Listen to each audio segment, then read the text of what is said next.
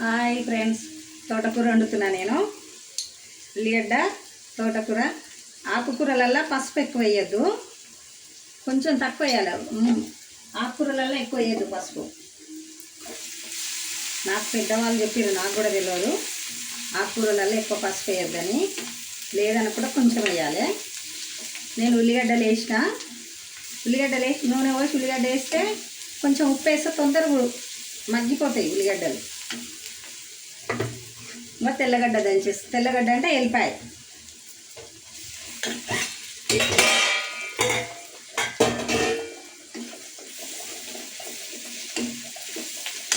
టమాటా వేస్తున్నా, 2-3 టమాటాలు వేస్తా, మంచిగా ఉంటుంది.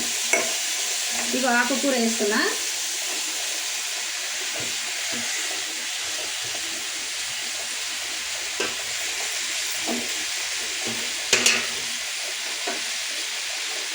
కొంచెం ఉప్పు వేస్తున్నా. నేను దొడ్డు ఉప్పు వేస్తాను, చెప్పినా కదా. కల్లుప్పు వేస్తాను నేను, కల్లుప్పు వాడం మేము.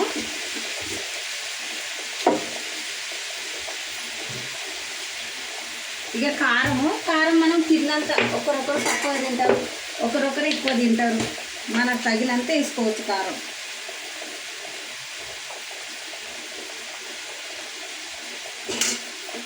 తోటకూర ఎట్లా ఉండాలంటే ఉల్లిగడ్డ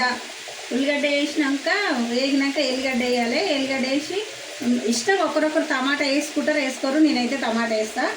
టమాటా వేసి టమాటాను కొంచెం మగ్గుతుంటే ఇది తోటకూర వేస్తా. మస్తు టేస్ట్ అవుతుంది.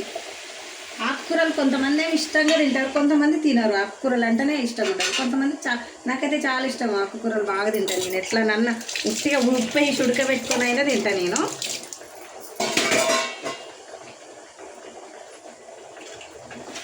వచ్చేసి అయిపోయింది, ఉడికేసింది.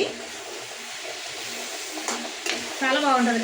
ఆకుకూరలు బాగా తినాలి. మనం హాస్పిటల్లో ఎన్నో పెడతాం, కానీ ఆకుకూరలు వారానికి 2-3 సార్లు పప్పులనన్నా ఇట్లా ఉల్లిగడ్డలనన్నా ముట్టిగా ఉడకబెట్టుకోనైనా తినొచ్చు. ఆకుకూరలు చాలా మంచిది. మనకేమో తినబుద్ధి కాదు. వండరాక కొంతమందికి పసరు ఉంటుంది, అట్లుంటుంది ఇట్లుంటుంది. వండే విధానం ఉంటే మంచిగా ఎందుకు ఆకుకూరలు చాలా బాగా అవుతాయి.